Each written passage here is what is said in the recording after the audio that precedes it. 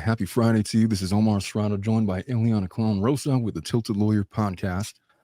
This morning's show, there has been some developments in the infamous case revolving around Christopher Watts, who is in prison and he's not having the best of times. He's constantly in fear of his life. He has new thoughts with respect to Nichol Kessinger. We have very famously dove into this case to the max. We did recaps. We did a whole examination of the thousands of pages of discovery, however much it was. We did a mock trial involving what it would look like to actually cross-examine Nichol Kessinger. We've been interested in this case. We've been on other channels. I've been in contact with Watts the Obsession, with Zowoki, about whether or not Nichol Kessinger would ever be implicated. My response to them has always been the same. There's not enough evidence inherent in the discovery to lead to a conviction or charges, let alone, not even charge her. But I could foresee, come on in, Melissa. I could foresee an occasion where he might get so fed up where he might offer some kind of alternate confession that implicates Nichol Kessinger that may compel the charging authorities into perhaps looking at her a little bit more closely. We're going to go over all of that. We're going to do a recap of why we were suspicious of Nichol in the first place. And then we are going to go over some of the letters that Watts has been writing, including a brand new version of a confession. When I say brand new, I mean, he wrote it in 21. It was different from what he gave the FBI. We're going to go over some of his opinions about what he's been saying about Nichol, and that she kind of forced him or tricked him into doing what he did, how the murders were planned, at least a day in advance before they did it, and why that is important given what we know about the inconsistencies in Nichole's story and in the evidence. It's going to be a wild one. You're going to want to stick around. Let's get started. Whatever you might be going through and wherever you might be, this is Omar Serrano with the Tilted Lawyer podcast. I'm here to take your mind off of things. Yes, I'm an attorney. No, I'm not giving you legal advice. We're going to sit and talk like people, as these are the candid thoughts of one practicing attorney, and it's after hours. So have a seat. Feel free to have a drink and join me. Let's get started. Okay. Hey, Melissa, what's going on? How are Hey. you? Did you get your latte? Yes, I did. Did you get your pumpkin spice latte? No, I did that yesterday. You know, I've never tried a pumpkin spice latte ever in my life. Okay, So when you offered it to me this morning, I was like, no. And I don't feel like I'm missing out on anything. I actually wanted you to snark at it and said one of your comments. I was waiting for that, but you did not. You just pointed me. My comments are always authentic. And so they're not on demand. They're always in the moment. And so if there was something to have been said. So listen, I know all of you are familiar with the Chris Watts case. It's probably the most famous true crime story that's come out over the last 6 years. Mhm. And it continues to ruminate in the minds of those that have been following this case for one simple reason, I believe. And I believe that reason is that people feel that Nichol Kessinger was involved in a manner much greater than what law enforcement believed that she was. I feel like the annihilation of a family and the manner in which Chris Watts did it has so captured the public sentiment that they're not willing to let this case go. And I think that people feel, because all the discovery is public information out there, and there was a number of questions that were raised in the interrogation of Nichol Kessinger that have never gone solved. There's a lot of evidentiary issues that just people feel that the investigation was incomplete. When you leave an investigation open like that without answering critical questions, you're always going to have people invested in the case that want answers. And so there have been entire YouTube channels that have been committed and fascinated with this case with the sole purpose of trying to bring justice to the families, wherever that might lead. So when I say wherever it may lead, people aren't satisfied that Christopher Watts is the only person responsible. There are people out there that have been saying for years that Nichol Kessinger was involved a lot more than, oh, she's just the unruly mistress that had no idea that this was going on, such as Amber Heard. The problem with that is she's destroying SIM cards and she's deleting evidence and she's hiding text messages, and her cell phone is pinging at the site of the murder in the wee early hours of when everything was discovered, when they discovered that Shanann was missing. Comparing Amber Heard with Nicole? Because that's the famous, when it comes to mistresses, there's two famous ones. It's Amber Heard and it's Nichol Kessinger. Which Amber Heard are you talking about? The one with Scott Peterson. Okay, yes. Back in like 03 or whenever that all happened. Okay. So Sorry. now she was a mistress, but she genuinely, legitimately just had no idea that her boyfriend, Scott Peterson, was involved or was married. What does that sign mean? Oh, is that okay? But the way that she conducted herself when confronted with law enforcement was directly opposite to how Nichol Kessinger had it. What was I saying? You're saying Amber Heard. It is Amber Fry. It is. Okay. Oh, okay. It's Amber There we Fry. go. I was confused too. Guy's name, when you said the guy's name, I was like, oh, okay. I already know that I'm going to get crucified in the comments. He can't even get the names right. It's a Jesus, people. Amber Heard is one from Johnny Depp. Yeah. So Amber Fry just handled herself a lot different. Nichol Kessinger was hiding things. She was not forthcoming. She was lying about certain things. Her cell phone was pinging at the murder site. Her alibi was not ever verified. There was mysterious phone calls during the time of the investigation for like 111 minutes. They were talking about something. She was listening in on phone calls between Chris Watts and the detectives in the case at the time. People have not been satisfied by what went down. So, and all of that has come to a head. You sat, Melissa, and played the role of Nichol Kessinger in a mock trial. That up, right? And by the way, if you haven't caught the mock cross-examination that I did of Melissa Pacheco de Castro, Dominic, link to that video if you can, and all of the Watts stuff. That's Omar's favorite episode because he made me cry. It was my favorite podcast moment because you had legit tears, and I didn't have the object. Dominic was supposed to handle the objections, and he'd be sit there like, No, you were doing two. I think you were doing two roles at the same time. Oh, I had to because Dominic wasn't participating. He didn't know how to object, so I was objecting to myself, and so it's like this neurotic exercise. I was playing Phil We needed Hendry. you, Ileana. We needed you. Yeah. But even when Ileana was here to object, when I did the whole thing with Megan Fox. Yeah, no, but that day I remember whoever was on the other side. I can't remember her name. She was doing such a good job. Yeah. Yeah, and I was so distracted by that I would just forget to object. I'm like, oh wait, yeah, I'm here to do something, not to just watch. And then when you would object, I would say overruled. Exactly. It was because you were the judge too, and it didn't make sense. Even if it was a clear, sustained objection, you still overruled them. Clear my ass. There was nothing clear about those objections. Yeah.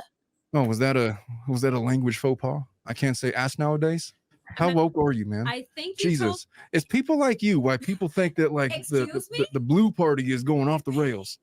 You're gonna have to lighten up, man. Me with a political party, please and thank you. What's your political party? That's the thing. I know people here catalog themselves. I don't have one. Yeah, you do. You totally do. No. You're about as blue as they come, man. You're like a big blue moon over there. All right, I gotta get in character. When I say get in character, I mean I gotta.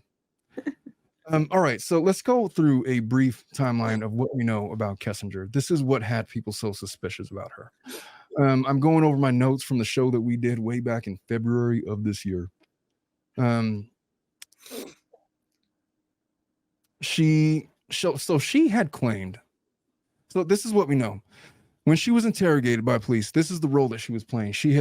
He says that she had encouraged Chris that you got to salvage your marriage, man. You got to work on stuff.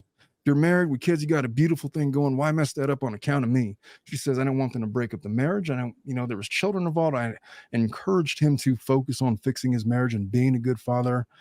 And there are plenty of people out there that had visceral reactions to that. It's like, so she's trying to make herself out to be like the martyr.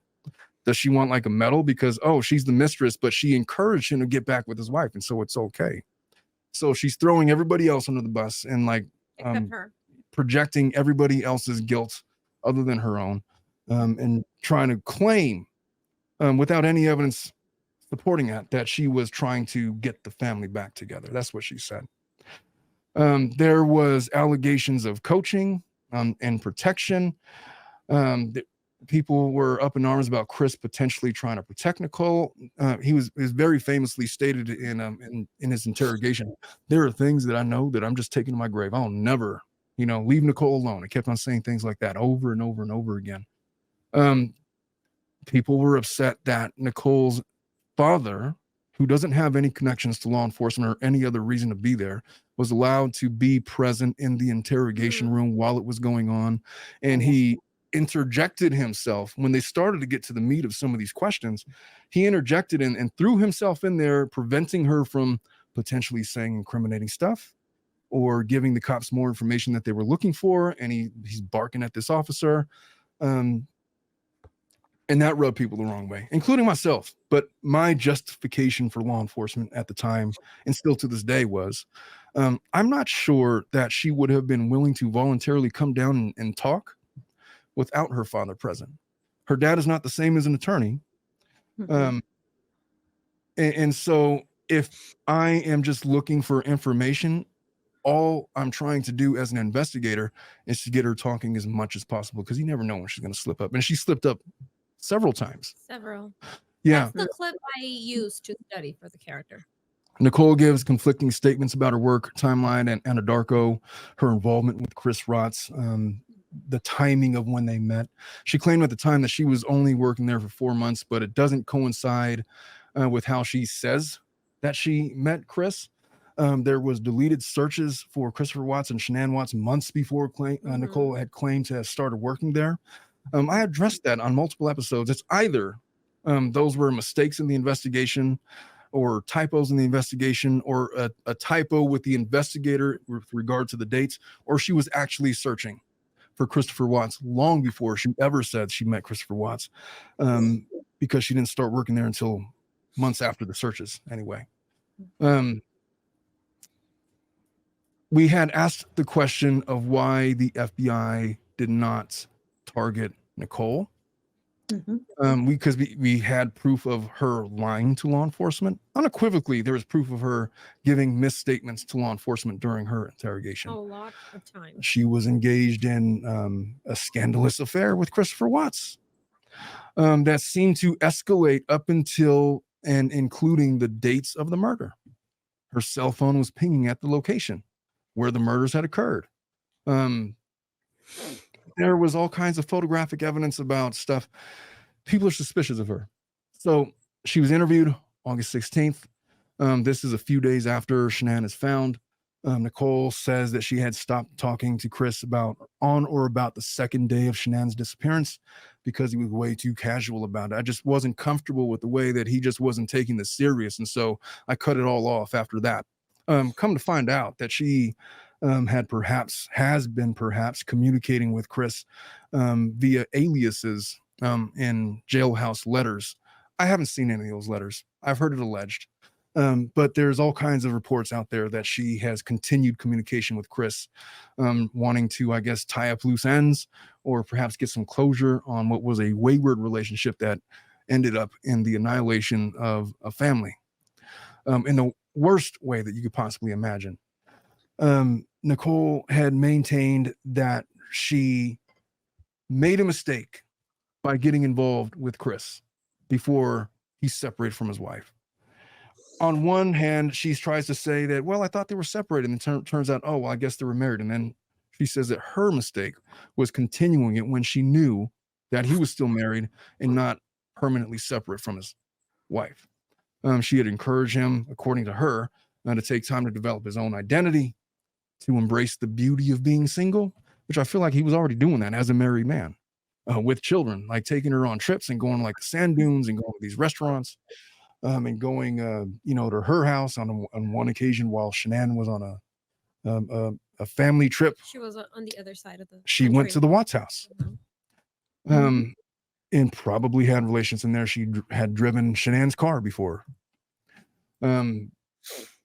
She had been all up and down, and I had speculated that perhaps if we were going to make a case about motive in terms of trying to craft a murder scenario for Christopher Watts, she sees all of the images of Watts and his beautiful family, and she realizes that, hey, she's just the mistress and nothing more.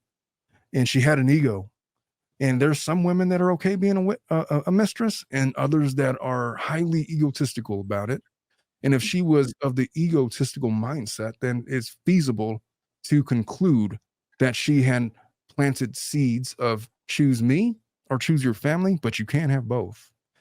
And it would extremely fit her egotistical view of herself and give her, I don't know, marks on her belt or whatever, to have a married man discard his family and choose her, regardless of whether or not she wanted them murdered or not. The fact that I just think her knowledge, being the age that she was, as immature as she was, the feather in her cap that she got a married man to leave his family for her is what she was looking for. Maybe that is a theory that I've thrown out there. She was looking at wedding dresses, Googling about marrying a mistress, in spite of claiming to cops that all she wanted was like a casual thing, but she's looking for wedding dresses. I don't want to defend Nicole, but I do believe the wedding dress casual search. Well, and I know said the Ileana same thing. exactly. She's on board with me. Mm-hmm. Exactly. It's the dumbest thing that girls do. It's not like the what? dumbest thing, Omar. You're right. It's not the dumbest thing, but it is a dumb thing. That why would you? Okay, if you're not all right. We had this conversation already. I was unsatisfied with the outcome. This is two married women talking about it. What a fascination with the wedding dresses, man. You all are never getting married again, presumably. They're pretty to look at. They're pretty. It's okay looking at pickup trucks and cars that they're never going to buy, but they just look good because they like them. That's it. Same thing. Let's go through this brief timeline. Just as a refresher, in case you've been living in Alaska without Wi-Fi. I don't even Alaska, under a rock. All right. On August 4th, Kessinger shops for wedding dresses online just weeks after they started talking. Kessinger's cell phone data shows that she was looking on wedding dresses for like a couple of hours. It wasn't just like, oh, look, I'm bored of work for 5 minutes. And, she was shopping. Okay, now you just said you look at wedding dresses because, oh, they're pretty. But are you going to like feed your need to see pretty things for 2 hours? Yes. I don't get it. You can get so distracted on Pinterest, for example, and spend easily 2 hours. 2 hours. You're waiting, I don't know, like a doctor's appointment or something like that. Yeah, 2 hours. Hey, Dominic, do you want to go look at wedding tuxes for fun? For a couple of hours, you go down to LA. We could like get a latte, perhaps. Oh my! Come on, man. This is why men and women are just not. There's a reason why we're just not the same. All right. So August 9th, Shanann leaves on a business trip to Arizona. He picks her up. She had been confiding in her friends that her marriage with Chris was falling apart, and this had been going on for months. And this, in spite of Chris's, I can't. When I go back and I think about those text message exchanges, between her and her friends. No, between her and Chris. Okay. The way that she was trying to salvage things and the way that Chris was checked out. It was the most heartbreaking of exercises to go back and see how much Shanann was fighting to salvage something that was very clearly dead. And look, most people do that. They do that. That you try to resurrect your marriage. We're going to do Family Law After Dark, and we're going to talk about people that want to resurrect what they perceive to be a failed marriage. But most of them, like 99% of them, never have this idea that they're going to end their lives as a result. Timeline, and then you were talking about the text messages that Shanann exchanged with Chris, and you were like, That's right. like it looks like it was actually a dead marriage. He just had checked out. Yeah, she was, and like, most so people, hardly trying. when they're trying to salvage their marriage, just all right, worst case scenario, it's not going to work out, and I'll get divorced and move on, whatever. Put them on child support. We'll get a visitation plan in place, and we'll sell the house and divide the assets. I'll start over. I'll be sad for like 6 months, and then I'll go into a single ladies phase, and perhaps go into life not searching for a lifelong mate, but just trying to find myself. And it'll be like how Stella Group got her groove back. Both y'all don't know what that movie is. I bet it was from the 90s. And then perhaps, I could have a future with somebody new, but, throwing it to the caution of the wind as far as the direction that your life goes. For her life ended a few days later because, and we're going to get into why, Chris has new thoughts. So August 11th, Chris hires a babysitter, goes out with Nicole while Shanann is away. Chris gets the babysitter saying that he's going to go to a baseball game with coworkers to watch the Rockies. No, he went to the Lazy Dog. The Lazy Dog Bar with Kessinger on August 13th at 1:48 a.m. And everybody's well-versed in this. I'm sure it's ingrained in your mind, in your mind's eye. When Shanann returns home from a business trip at 1:48 a.m., she's carrying luggage. She had been dropped off by her friend, Nicole Atkinson. And that was the last time she was ever captured on video alive. That was it. On that date, Chris wakes, according to his initial confessions, he says that he wakes Shanann as he's getting ready to go to work and wants to talk about their marriage and future. Was not the case. He didn't want to talk about a future with Shanann. He didn't want to talk about a marriage with Shanann. He was already checked out. Despite Shanann carrying their unborn son, Nico, tells her about his affair, tells her about Nicole, that their marriage isn't going to last. Shanann replies that Chris is never going to see the kids ever again. Whether or not Shanann ever said that, I don't think she ever said that. I don't think that there was a discussion, to be honest with you. I think that he had a plan. He executed it.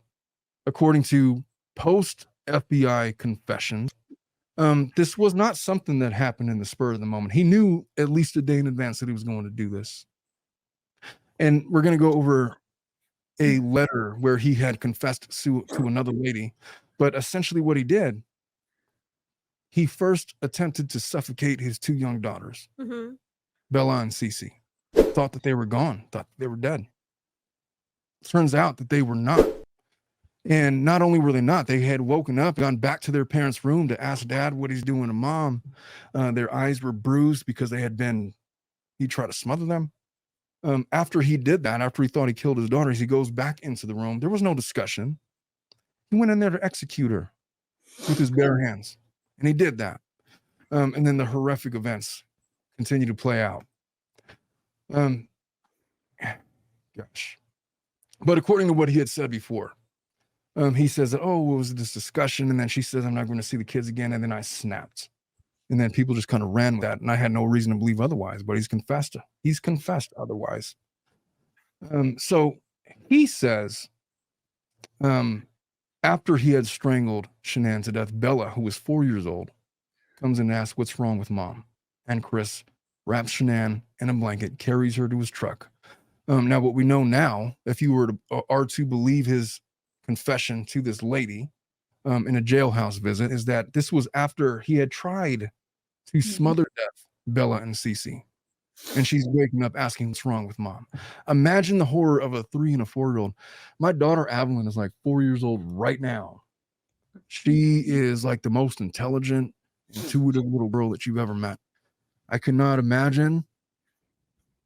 She's like afraid to go to the dark. She's afraid to go to the bathroom in the dark, like in the daytime, because the lights are not on in the bathroom. The sun it's 109 degrees outside. She doesn't want to go to the bathroom by herself because she's afraid of the dark.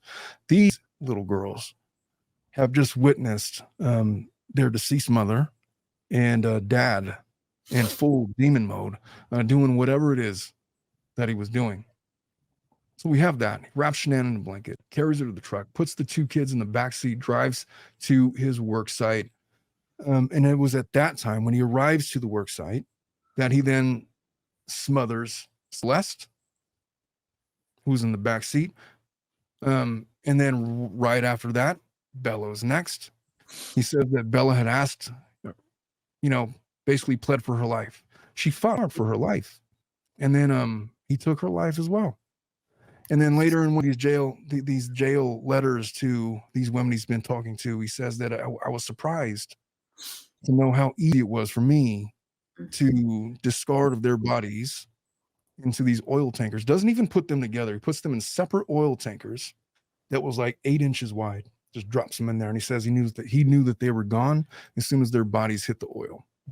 And they had to excavate their bodies and essentially drain the tanks and recover their bodies drenched in oil and everything else.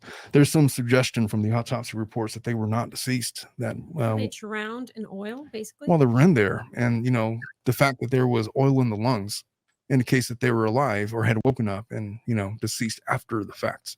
So the guy couldn't even do that right. And what would have been more merciful for them to be, it's like gosh. Let's continue. It's just too much. No, not talking about kids, please.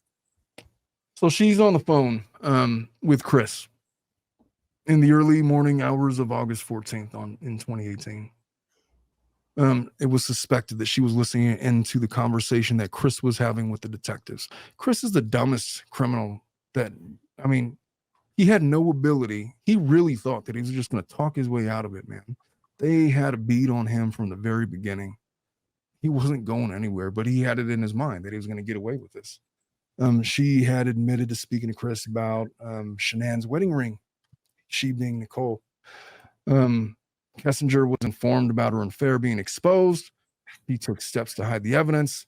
The reason I know that is because at her workplace supervisor, CBI agent Tammy Lee, informs Tammy Lee that about the affair. They learned about it on August 15th. It was at 8 a.m. CBI agent is informed that Chris began a relationship with a coworker.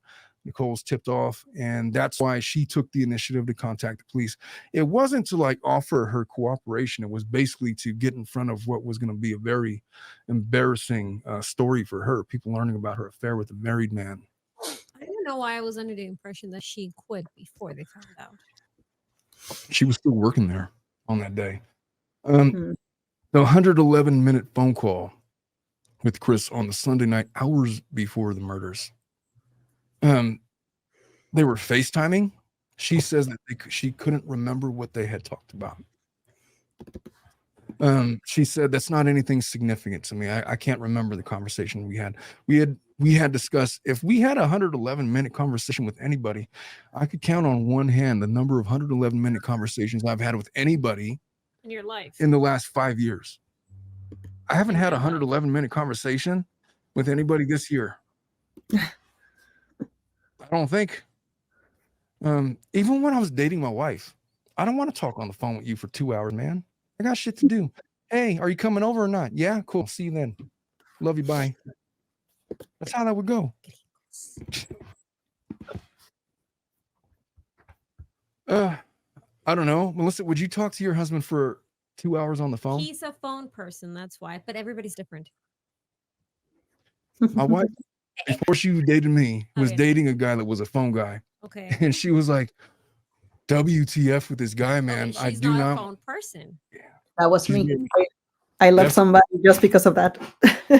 I just couldn't. I don't need to talk to you every single minute of the day. I don't even need to think about you every single. Just know I'm coming home. I'll be home when I'm home. And I don't get these couples that need to be in contact with each other constantly. Oh wait, let me see if I have that picture. What picture? Keep going. All right. So Nicole had mentioned when she had visited the Watts house, she mentioned that she had visited twice in a relatively short period of time. What's that? This is when I was just dating my husband. What is that supposed to mean?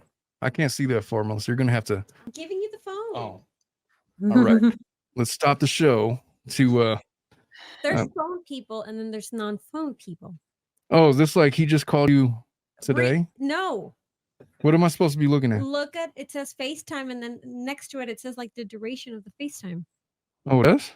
5 hours? Y'all FaceTime 5 hours? There's phone people and then there's non-phone For people. what? What did you got to talk about for 5 I hours? was in Canada. Hey, could you? I'm playing Madden. Could I go? It'd be nice if I could go. I got shit to do. Oh, I don't. Look, I don't have anything against. What do I care about men that are like that? I just don't understand it. Is all. Any more than I understand you wanting to look at wedding dresses for hours for no reason because they're. Oh my god. He's not gonna get over it anytime soon. Oh, I don't understand it. Okay, so It's like my Fiji water. He doesn't get it either. Fiji water is the same shit as the water that I buy from Costco. You're getting me up. You know what, man? Fiji water is like, it's the same shit. You're paying a premium for the word Fiji. You know what he told me? He told me, like, Melissa, what do you want? I can buy here at the office, like, because he buys Diet Coke. And I said, I want Fiji water. You know what his answer was? Fuck no. And I was like, that's the only thing. I'm not getting you Fiji water. Anything else? It's not logical, man. It's not. Why would I buy you? I just want Fiji water. It's pretty. I don't place value in pretty. I really don't. There's no monetary value in pretty, man. All right, let me not get too far off course here. Nicole mentions going to the Watts house a couple of times. She's feeling very uncomfortable. She doesn't want to stay too long. And why does she not want to stay too long? Because could you just imagine? I know none of you girls have done this. I'm just saying, could you imagine dating a guy that's married and then you go to his house and there's pictures of him with his wife and kids? How would that make you feel? Same thing when I played Nicole in Orange Toronto. I did. And what was your answer? I don't remember your answer. No. I've never done that before, like you mentioned, but I was placing myself in her character.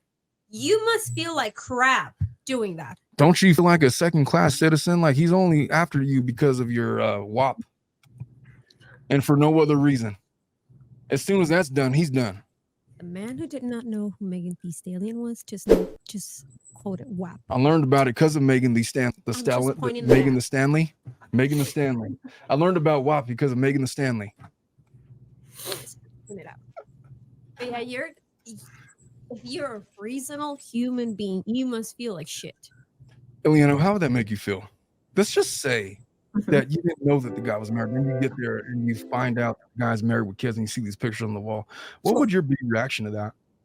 I would just turn around and leave. Get the fuck out of here, dude. Very valid action. Like, bye.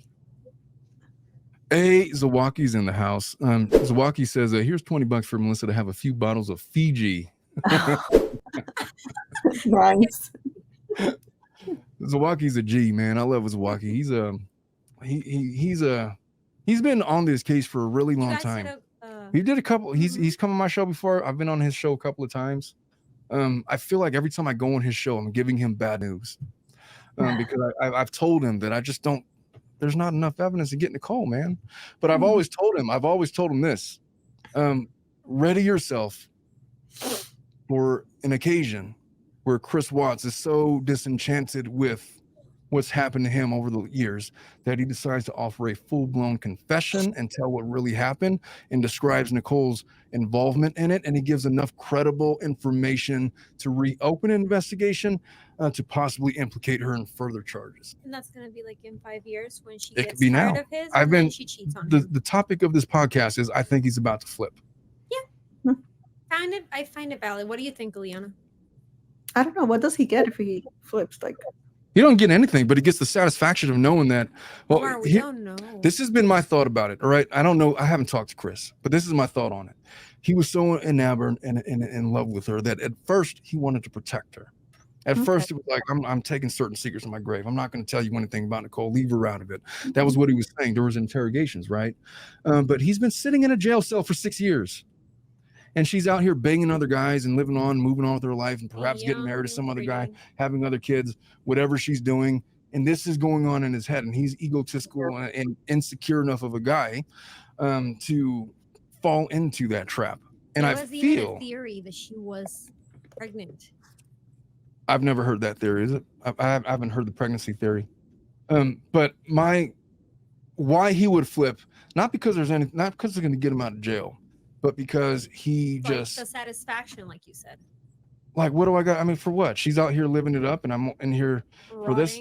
And he's already talking like he's already talking like she is the reason why all this happened in the first place.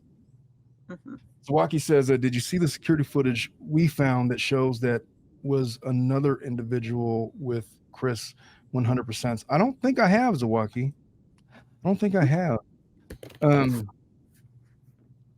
Yeah, if you could link to that, or if you wanted to jump on just to enlighten us about that, you're more than welcome. Just let us know. I'll You know what's another shoot you a link. thing? I think this is just out of context, but from what I've seen online about Chris is starting to picture like the new. It's this really really good looking Ted Bundy. Who? When I see footage of Chris or like pictures of him on social media, all the comments are of women like, so gorgeous, he's beautiful, blah, blah. I'm like, excuse me? He don't look like that anymore. No, I know. He's gained significant weight. He's gained he's in jail. Hostess cupcake level weight. I don't know. He's got a that double is, but chin. okay. Eliana knows what that is. Yeah, I know she does, but I don't know if she knows. Dominic knows what that is. Well, Ted Bundy wasn't half as good looking when he died, but anyway. Dominic will tell you all about the penis sleeves. All right, man. I'm having all right. You guys are taking me out of character. Do that. All right. So we talked about now. Here's where it starts to get fishy. Mhm. No alibi. She has no alibi, no credible alibi.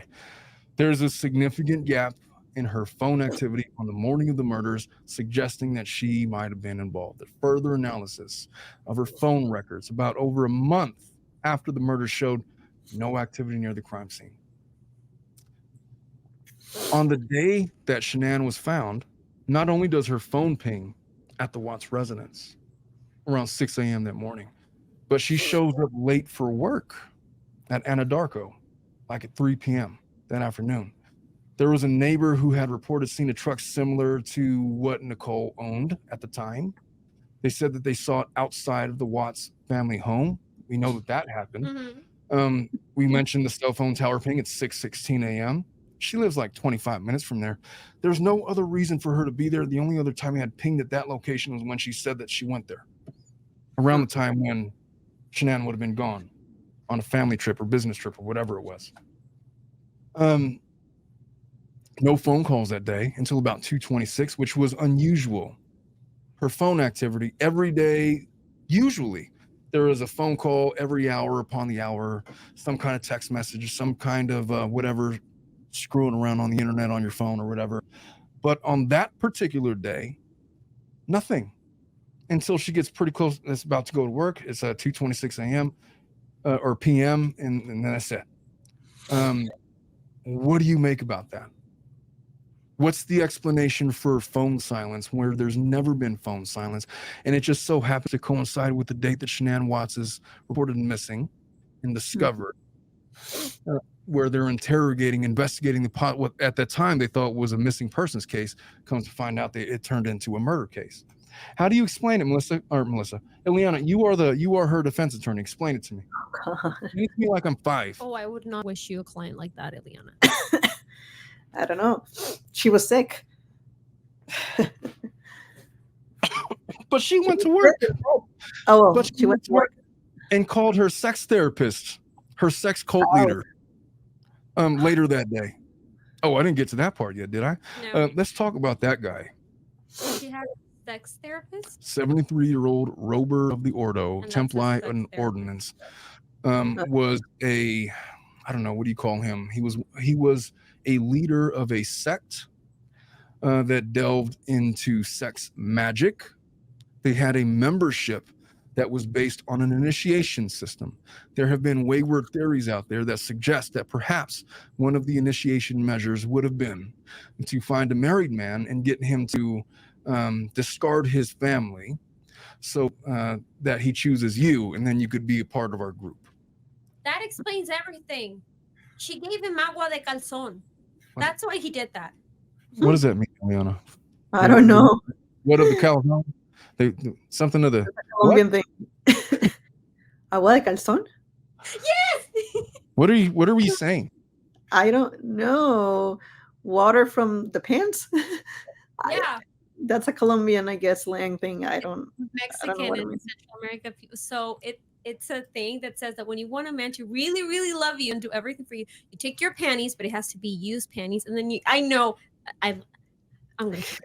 You boil them, you put them in boiled water, and then you stir that for like an hour, and then For all of my male listeners, no, okay. Oh my goodness. all of my male Do listeners, that. I'm just pointing it out. It's a real thing. for all my male listeners, date Latino women at your own risk. I'm married to one. I'm just be careful.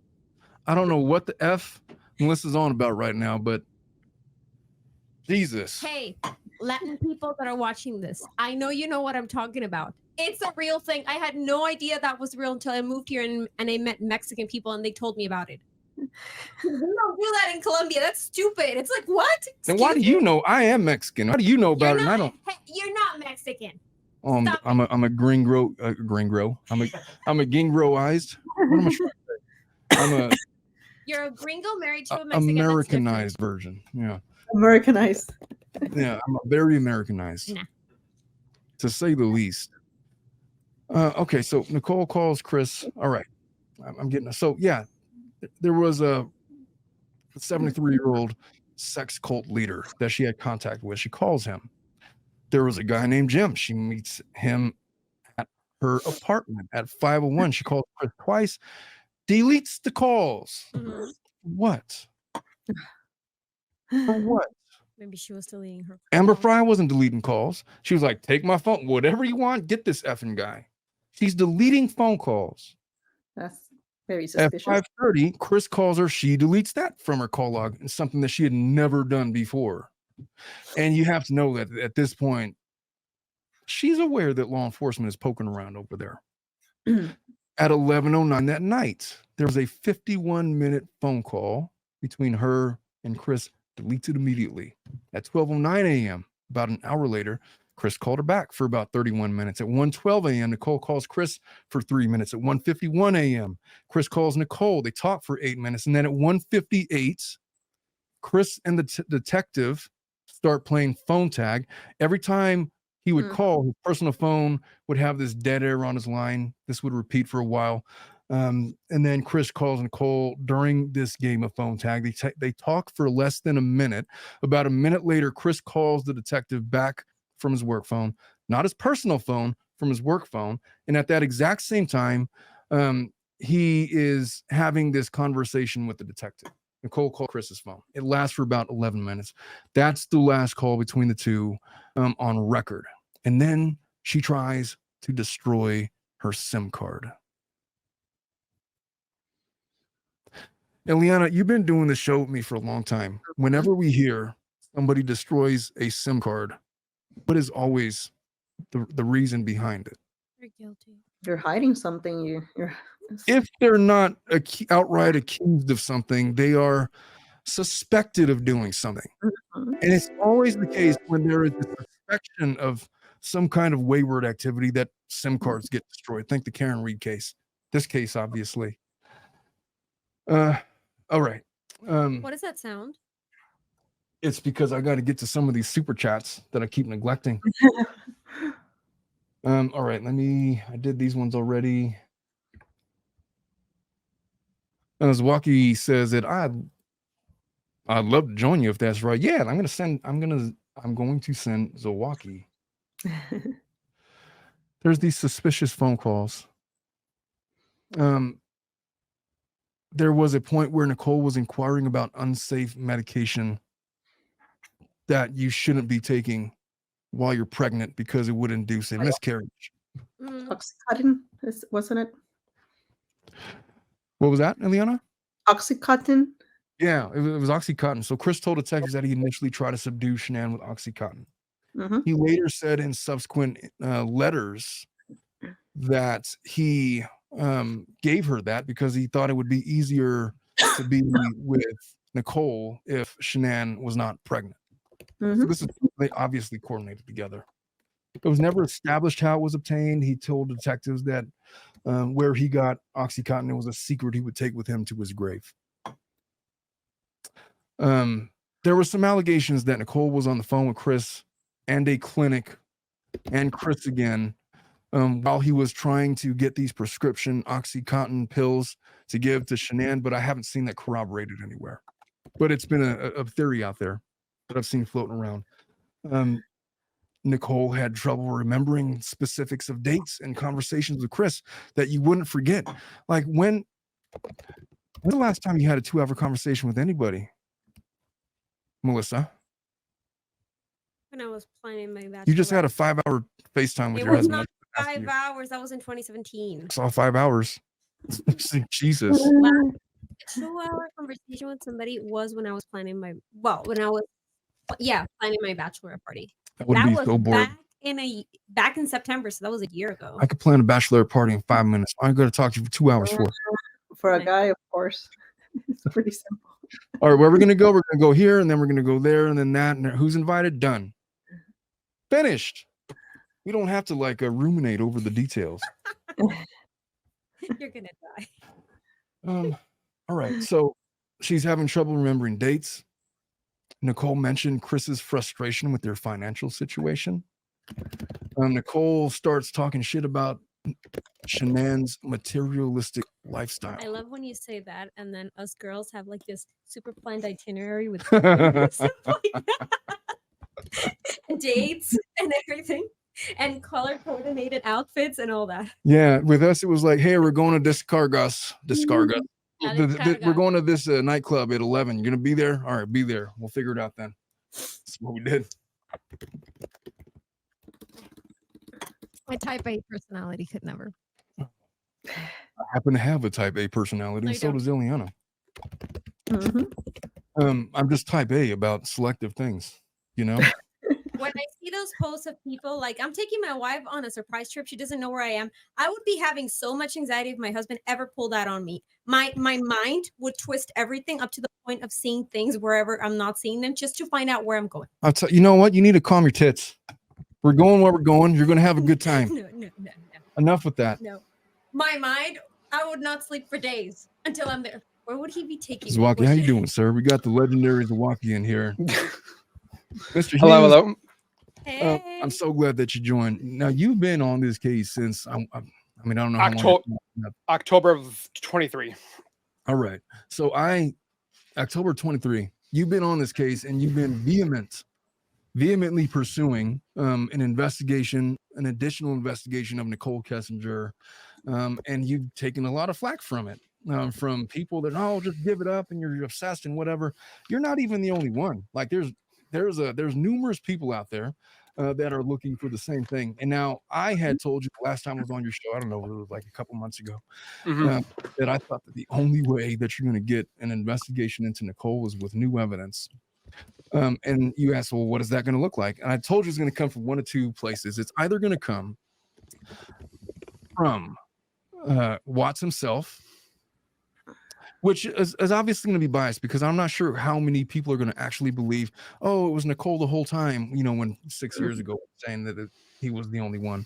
And so that would be one place. The other place I said it might pop up is, so Nicole is trying to live this single life, and she happens to be at some kind of a bar, and she's shooting the breeze with some random guy, and then she's maybe 4 doubles too deep.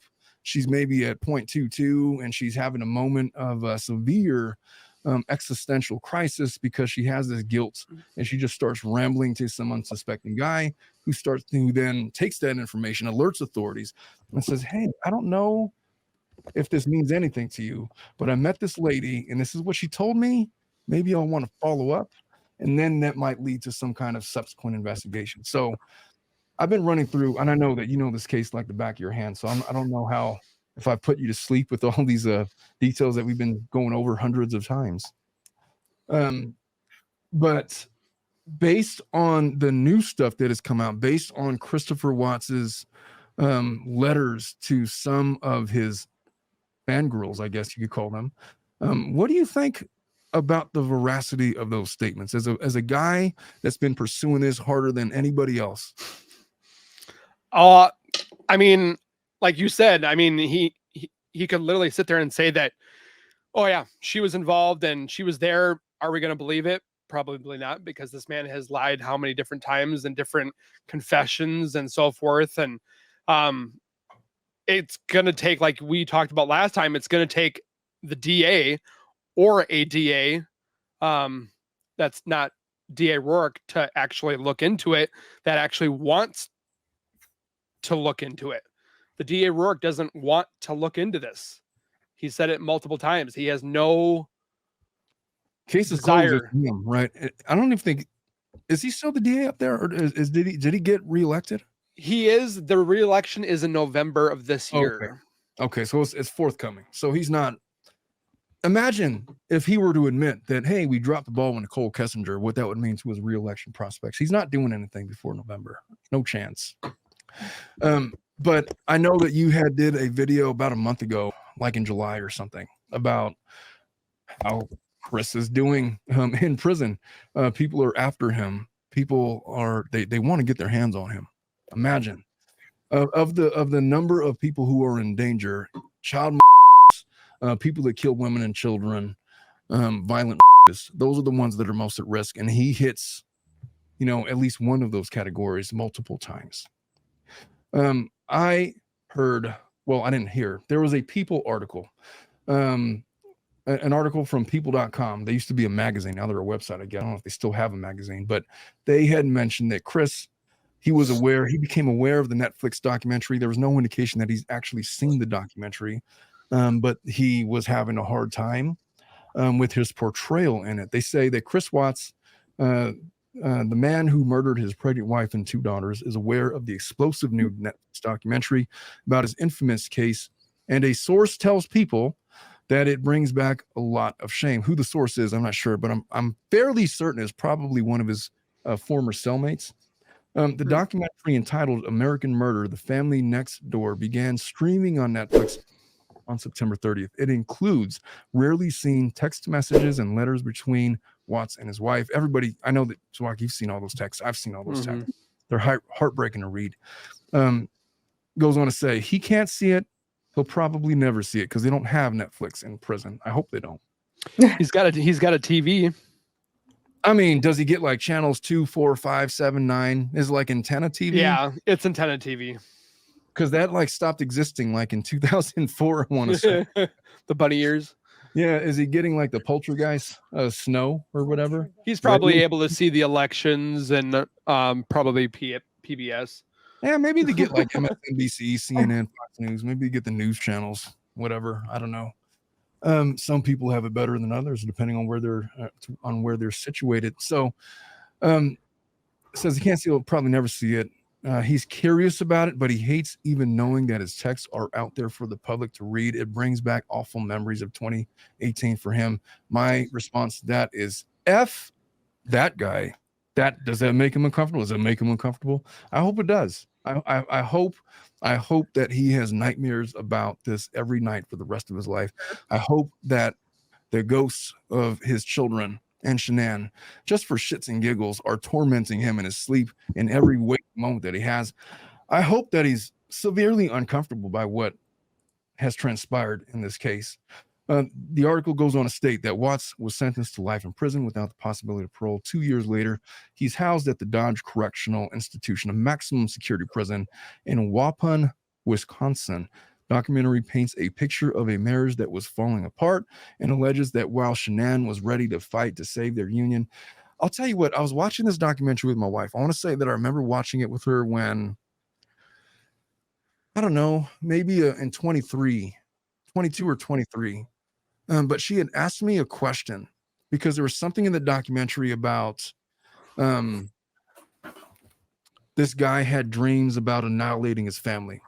And then she asked me if I had ever had any dreams like that. And I was like, not even remotely approaching that. No, that'd be like the worst of nightmares. I've never had any thoughts or any dreams that even closely resembled anything that could be considered something like that. That sounds like the question, like, would you love me if I was a crayon? It's one of those. Oh, she asked me that. Would you love me if I was a worm? No. I'd probably throw you over the fence or eat the fish. No, I would not love you if you were a worm.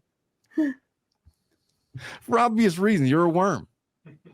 And then, I don't know. She asked me, would you love me if I was a penis? Like, no, because you would be a penis.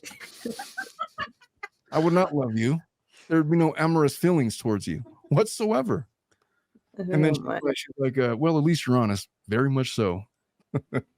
We'll see what's of course I would not. What kind of stupid question is that?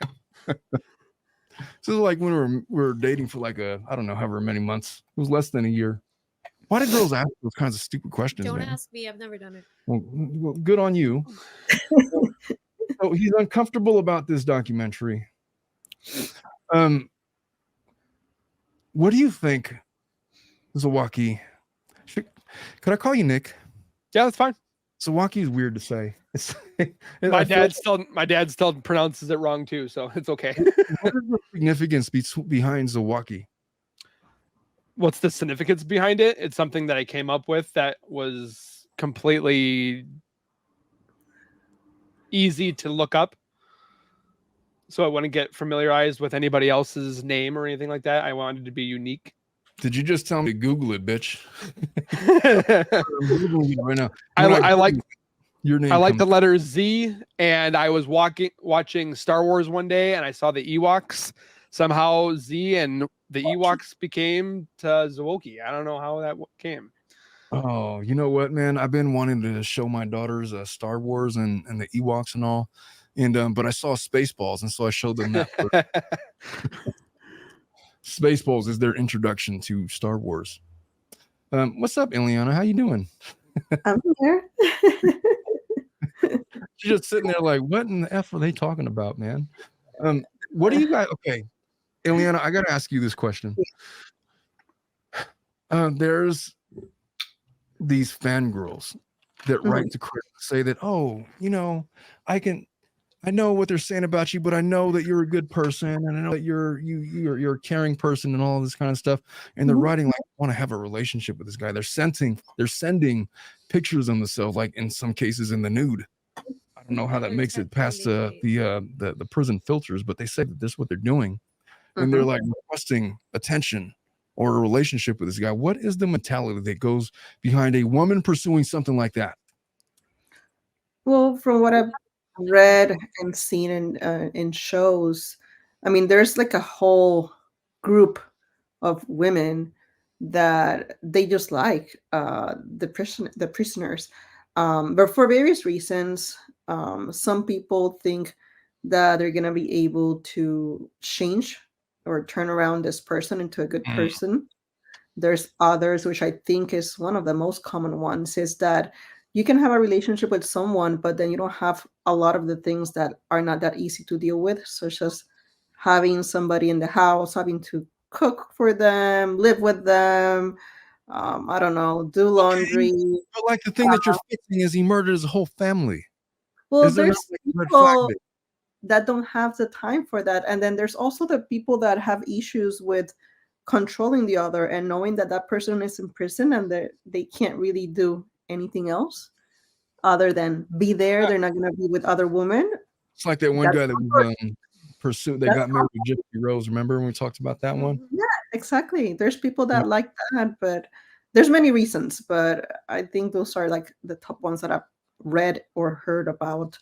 And it's a whole thing. And like Melissa said, I don't know how he looks like right now, but in the beginning, I mean, he wasn't like a Brad Pitt or anything like that, but he wasn't ugly. He's a good looking guy when everything happened. So I can see how these women that look into prisoners were like all smitten with him. I have heard that Christopher Watts has put on a hostess cupcake weight. Okay, wait.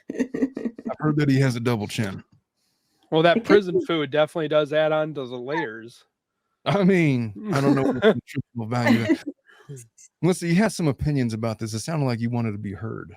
And now I'm giving you the opportunity. Speak on whatever your heart desires. What do you think about these women that are pursuing these? What I said is like, why did you ask Ileana that? That's a nasty question. Because she's in the Jesus Christ. All right, moving right along. I mean, there's real weird women all around. I'm just trying to get it. Look, I didn't understand why you all are looking at what is for a couple hours for fun. So imagine my fascination when there's women that are thinking they're going to change a Christopher Watts or a Ted Bundy or a Wade Wilson or all of these other guys that are having these letters written to them. I don't understand it. I don't. I think they try to think that they can save him Yeah. or give him an out, or that they know that he's not going to cheat on them because he's stuck in prison. So it's not like he's going to be with a woman because he's got how many dudes around there. Could I just say this? He's going to cheat on you. Could I say something else? He got a boyfriend. Probably. He's got a boyfriend. He was bunking up me. You cannot pay me enough to volunteer in such shenanigans. I would die in prison. It's suspected that he has multiple boyfriends in prison. He's all the rage in prison cells, I suspect he's a bottom. Or he has the prisoner boyfriends for protection. Yeah. Yep. I was just thinking that. He's shacking up to that guy, and what's that Reacher? Jack Reacher, that guy. He's shacking up with people for protection. He's in fear for his life. Make no mistake about that. He's like one of the big three of people that are in danger in prison. If he ever got in a gen pop, Jesus Christ, that guy needs to be watched 24/7. It's not worth it to watch him, man. Just let him out. See what happens. Maybe it'll be okay. Maybe it'll be fine. Let me read to you this article. I'm not going to read the whole thing, but from one of his bunkmates, it says that he gets a lot of letters. He got a lot of letters at first. Many of them are from women who thought he was handsome, felt compassion for him. He had nothing better to do, so he wrote them back. And he started having pen pals. A couple of them stood out, and they kept in contact. They have compassion on him despite what he did. It goes on to say, when I first saw your very first interview, I was like, OMG, I have to get to know this guy.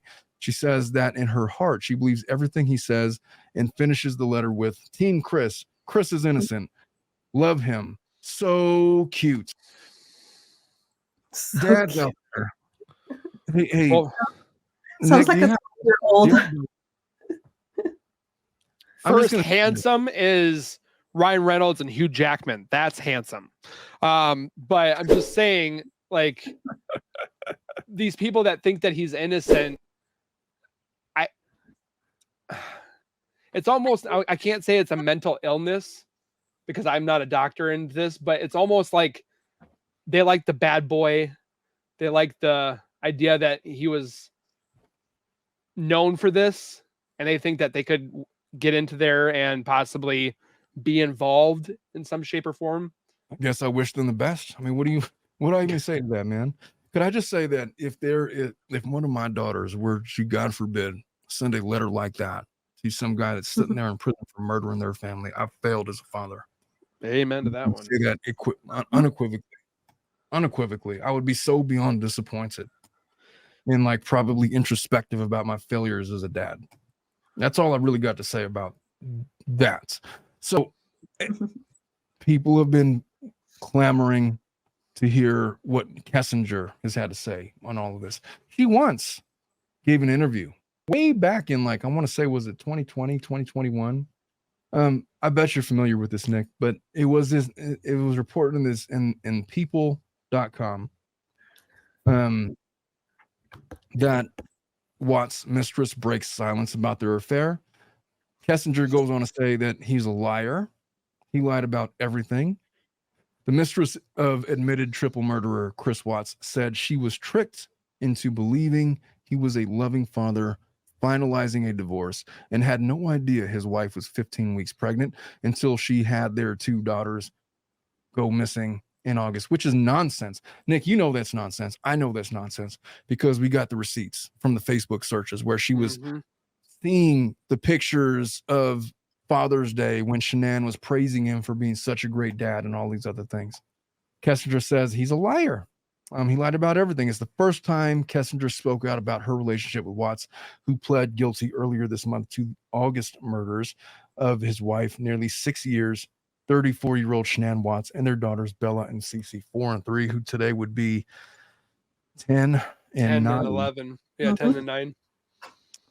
An arrest affidavit reveals Watts was having an affair with, and you guys know all this stuff. Kessinger says we had just met. She said the two had started a physical relationship in early July, but were taking it slow and never spoke about long-term plans. I suspect that is bullshit.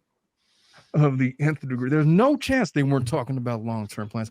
She was okay. You guys kind of took the steam out of my argument. It was like my whole thing is that you can't. Nobody's looking for wedding dresses for a couple of hours if they're not planning on getting married. You need to get over it. You guys like, oh no, because they're pretty, and so we just do that. I just got and still do it. Jesus. There's a difference in talking about long term and thinking about long term. Maybe she was thinking about long term, but they never had a conversation about it. Exactly. She knew about their life insurance policies. That's What else did she know about their finances, Nick? she knew about their daycare finances. She knew that they were in the hole. She knew about their car payments. She knew about how much Shanann was making at Lavelle. Things that you would probably not tell anybody. But he told her because he felt comfortable. You wouldn't bring that up to a side piece. I want to have a side piece. You wouldn't bring that up to somebody you were casually dating. I mean, even if I was casually dating, which it's been a while since I've been in the game 10 years ago, but I mean, I don't tell, my fiance now, didn't tell her about my 401k and all that stuff until almost 2 years in. Yeah, that seems like a 2 years in conversation, or like at least where we have like a wedding date or something. Unless he was trying to like show off that, oh, I got this, I got that, kind of upping himself. Right. And so anyway, she gives this interview and it's just this kind of the same garbage that she was feeding to law enforcement when she was being interrogated those couple of times that she was back in 18. And so there's not much to read about here, but what's more interesting to me is why I think that Chris is ready to flip. So there was this other new account, which admittedly, as much as I've covered this case, I've heard this theorized, I've just never seen it put this way. I didn't realize that this version of events was out there, where Chris just gives a new recounting of how he took out his family. He says, August 13th, morning of, I went to the girls' room first before Shanann and I had our argument. I went to Bella's room, then Cece's room, and used a pillow from their bed to kill them. That's why the cause of death was smothering, which is stupid because that wasn't the cause of death and they weren't dead after that. And so he's an idiot. Never mind. That's why anyway, after I left Cece's room, when I climbed back in bed with Shanann and our argument ensued, after Shanann had passed, Bella and Cece woke back up. I'm not sure how they woke back up, but they did. Bella's eyes were bruised and both girls looked like they had been through trauma. That made the act that much worse, knowing I went to the rooms first and knowing I still took their lives at the location of the batteries. August 12th, when I finished putting the girls to bed, I walked away and said, that's the last time I'm going to be tucking my babies in. I knew what was going to happen the day before, and I did nothing to stop it. So on August 11th, doesn't that coincide with the last time that he went to the Lazy Dog Bar and Grill with Kessinger? Doesn't that fit that timeline, Nick? Am I wrong? So that's what the Lazy Dog was. That's what the 111-minute phone call was. The planning, going over everything. You can't tell me that it was phone sex. There's no way. 111 minutes. There's phone sex is not that interesting. Not 111 minutes worth. It sounds exhausting. I don't know, because Melissa just showed me a 5-hour FaceTime she had with her husband, and I'm like, for what? She's not gonna get over it. For 5 hours for what, man? Well, she's probably upset because she didn't get her Fiji water, so you got to put that in there. Yeah, but now I'm getting my scam. I will not. Gave it to us. I will not submit to the Fiji water. This is my water. This is my beautiful water that I like. So, all right, moving on. I did want to tell you about that Vivint security system if you wanted to know about it. Yeah, by all means. So recently I'm because pretty much when you told me to get creative, like it really stuck with me. So I'm like literally going through, I'm listening to things he might say. I literally have hired a psychologist do this with me and so forth. And then we kind of went through and found this video from Amber from ATS News. If you've ever watched her, great channel. She found out that the security system that Vivint was in the home found that when Chris was leaving the home, the inside garage door, the one that access to the mudroom, opened while Chris was gone. No shit. And that the basement door also opened up at that time. And when it closed, it stayed closed until 12:47, which is when Nicole Atkinson tried pounding on the or the garage door to see where Shanann was. The door was open at 12:47 when she had left Nicole Atkinson, and Chris admitted that the way to get into the house, it's super easy. All you have to do is hit a latch on the window and you were able to enter into the basement. He literally said it in his interrogation interview, which leaves me to believe that when he left, Nichol Kessinger's way out was the basement, but she never left because she was cleaning up everything that was inside. And that when Nicole Atkinson left, she had left because there are people that said a woman left after Nicole Atkinson had left. Nobody could pinpoint who she was. Was this around the same time that her cell phone had pinged in that area? Which was at 6:15 that morning, which Chris left. And he was gone. So nobody should have been opening anything. There's nobody live in the house. Nobody was alive in the house, but yet those two doors opened when Chris was gone. Yeah, I'd never heard that evidence before. That's crazy. That's you're just stacking bricks. Now you're just stacking bricks.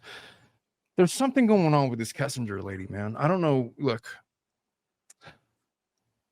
you have Chris Watts admitting that he had planned the murders on August 11th. They had went to the Lazy Dog Bar and Grill on August 11th. They had a 111-minute phone call conversation that night. Her phone is pinging at the residence on the 13th. You got doors opening and closing around the time where Watts would have been gone. Am I wrong in saying that shouldn't somebody be able to connect those dots and ask deeper questions? I didn't see any of that evidence anywhere in the discovery. That's new stuff to me, to my ears anyway. Mm-hmm. Well, I was sick with COVID for a week last week, so I had nothing but time. Oh, I would so love to be sick with COVID just so I could just isolate myself for a week. I literally sat there one day and I listened to Nichol Kessinger's all her interviews.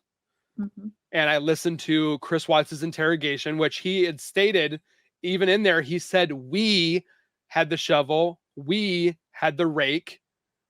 We dug the hole. Who's we? Mm-hmm. I don't know, man. But that's the kind of stuff that launches investigations. You know what I mean?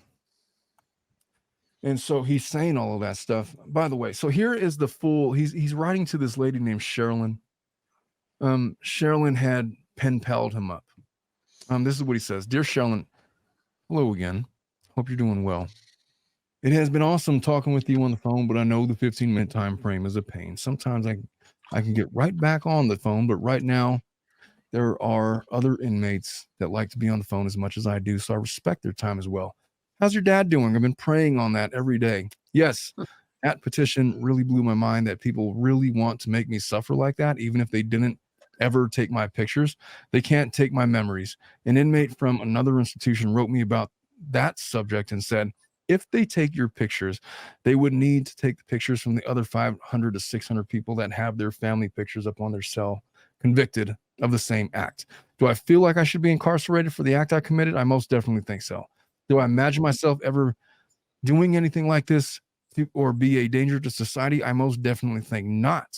If I were to ever be released, I know I would go straight to a ministry and start going to jails, prisons, and help inmates. F off, man. This guy's disgusting. If God led me to be ordained, I would. God. Oh my God. I would go that route as well. Possibly even be a chaplain. maybe the laws will change one day. My attorney team could see I was different and knew that this was a one-time occurrence for me. They told me that in Europe, the law is I would serve 20 years or so for homicide. And in California, after 25 years of imprisonment on a life sentence, you can be released if you've had good behavior. So there's hope for everyone to live outside prison walls. I know physically I'm behind these walls, but my spirit is free with Christ. You should have found Jesus before. It's just, Yeah, you should have approached him before. I have Saying- such visceral feelings reading this. If Yeah. God led me to be ordained, I would go that route. Or did I read that? If God keeps putting it on your heart that there is more to the story than what I told the FBI has, you're correct. I don't like saying stuff like that over the phone because I'm never certain when they screen my calls. Every single time, dipshit, Jesus. They're recorded every time. Yeah, I know. I already told you the vision I had before August 13th when I was lying in bed and all the lights were on in the loft and downstairs and I felt so alone. That's exactly what happened April 14th when I was lying in bed. I don't know if you want this in the book or if God, by the way, that book got like a 1-star rating on Amazon, so read at your own peril. Or if God does, but here are the things I left out. Number one, August 12th, when I finished putting the girls to bed, I walked away and said, that's the last time I'm going to be tucking my babies in. I knew what was going to happen the day before, and I did nothing to stop it. I was numb to the entire world. I had literally taken my kids to a birthday party, played with water balloons, had an amazing time, sang songs all the way home, gave them bath, a shower, ate dinner, read bedtime stories, sang bedtime songs, and still nothing registered. When Shanann had to be somewhere, I always enjoyed taking the girls places or playing outside because it was our opportunity to bond. And still the night before, I couldn't stop myself from what I knew would occur the next morning. August 13th, morning of, I went to the girls' room first. Before Shanann and I had our argument, I went to Bella's room, then Cece's room, used a pillow from their bed to kill them. That's why the cause of death was smothering. After I left Cece's room, then I climbed back in bed with Shanann, and our argument ensued. I no longer believe that they had an argument. I think he just straight up tried to kill her. Yeah. After Shanann had passed, Bella and Cece woke back up. I'm not sure how they woke back up, but they did. Bella's eyes were bruised, and both girls looked like they had been through trauma. That made the act that much worse, knowing I went to their rooms first and knowing I still took their lives at the location of the batteries. The reason the medical examiner found oxycodone in Shanann's system is because I gave it to her. I thought it would be easier to be with Nicole if Shanann wasn't pregnant. I don't know if this was a spiritual visit, but I had a dream. Cece was dancing next to the chair in my cell. When she was dancing, all of my folders on the chair started moving, and I thought she was in trouble. So I said, watch out, get away, watch out. Then I woke up. I'm hoping she comes back. I hope everyone comes to visit me. I'm trying to see if I can clear my head better before I go to sleep to help. I like that John 10:10 passage you sent. I wish I could have had an open ear to hear the Lord calling me back in June, July, August. If we run after sin, we won't hear our shepherd calling us. I couldn't discern between the good spirits and the evil spirits, and that eventually lodged me into a deep pit I couldn't climb back out of. Take care. God bless. Chris. He did say that God came to him, that he was looking at the pictures of his family inside the house, but yet lust is what won, because that's all he thought about was Nicole. Well, this next article from the New York Post kind of gets into him starting to perhaps turn the tide. He's now identified Nichol Kessinger as the Jezebel that has led him astray. He uses a lot of religious euphemisms, ideologies to come up with his new theory. But this is what he says, and this is what it says in the New York Post. Killer dad Chris Watts is blaming his former mistress for his decision to brutally murder his wife and 2 little girls, and only refers to her as Jezebel. If you're not familiar with, do you guys know who Jezebel is? It's a biblical figure that essentially led a man astray to do all kinds of nefarious things in the Bible. I don't want to get too much into it, but that's essentially what it is. Wait, repeat the name? Jezebel. It's in the Bible. It's a biblical name. That is sad. What was that? Jezebel. Jezebel. Jezebel. I knew somebody by that name, which is strange. It's a biblical term. It comes out of the Old Testament. It refers to It's like a siren type of like this A beautiful lustful woman. that Yeah. leads you astray, Mhm. appealing to the prurient interests. That's to get you to do nefarious things. Is essentially what a Jezebel is. Mhm. If your husband were to be wooed by some woman, you might call her a Jezebel because she would be in the practice actively destroying your family. I would call her something else. But okay. All right. I'll take the name. But some people, That's- Jezebel is a term that's used to refer to stuff like that. Anyway, so the Post had obtained several handwritten notes from the 39-year-old watch. He's 39 now. Jesus. Who was That serving. young? I mean, he was 33 when it happened. And Nicole was 20 something. Nicole was 29, I do believe. Yeah, 29. By the way, Zowoki tells me that, well, I don't know what Zowoki tells me, but she may or may not be significantly overweight herself by now. I have Mhm. pictures. So I have pictures from a month ago. I'd ask you to share those pictures, but I don't want to get you in trouble, man. Yeah, the reason why, I mean, I'm glad that the person sent me them, but at the same time, I can't do anything with them Yeah. because legally, again, like I told people, I'm like, I don't care where she lives. I don't care what she does. I just want the law enforcement to actually question her. That's all. But this person keeps sending me that is friends with her. I guess that, you know what, Nick? That was another thing that I told you. There's going to be some friend of hers that's going to turn on her.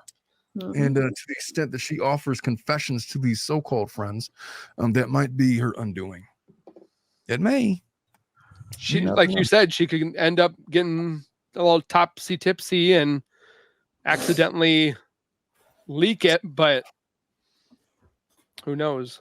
Who knows, man? So the posts, we talk about the handwritten notes. And one letter dated March of 2020, Watts wrote a prayer of confession. I'm pretty sure I got the whole letter. Yeah, it's right here. How do I make this? How do I embiggen this? All right. I'm just going to read it because I'm not sure if it's going to. I could share my screen. You know what? I'll just share my screen and see if that makes it any better.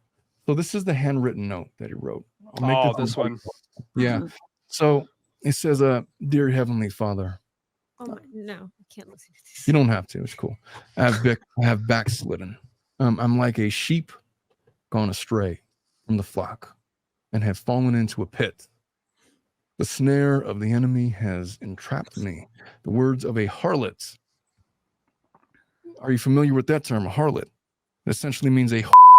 My ex-wife. Jesus Christ. Sorry. Did I say that out loud? You sure did. Say it again? Never mind. Okay. He says the words of a harlot have brought me low. Her flattering speech was like drops of honey that pierced my heart and soul. Little did I know, all her sweets were in the chamber of death. The lust of the eyes, the lust of the flesh, and the pride of life. How did I not see it? How did I leave? How did I let this happen? The blessings you have bestowed upon me were right in front of me, and still I followed the perfume of a strange woman. The web of the enemy squeezes around my heart and is something to my soul, illegible, my soul, to the point of suffocation. The enemy and his Jezebel mock and scourge me as they celebrate another capture. But, oh, that man would praise the Lord for his goodness and for his wonderful works to the children of men. You, O Lord, did not leave me captive or condemned. You heard the prayer of the destitute and of the prisoner appointed to death. You opened my eyes. You made my ears ready to perceive, and you said, come forth. The web of death loosened its grip, and I walked into the light of your presence. As I humbly kneeled before you, you said, go and sin no more. Your faith has made you whole. In Jesus' precious name, amen. This is his prayer. I was just going to say, this guy has been reading like Psalms and Song of Solomon and Proverbs. And he's literally quoting these scriptures, Psalm, Proverbs. John. No, he could not have. He's regurgitating bullshit that he read out of the Old Testament. That is not what a poet is. A poet is more creative than that. He's just regurgitating bullshit that he heard out of the Bible that he's not even reading. Did you just tell me to breathe? Yes, calm down.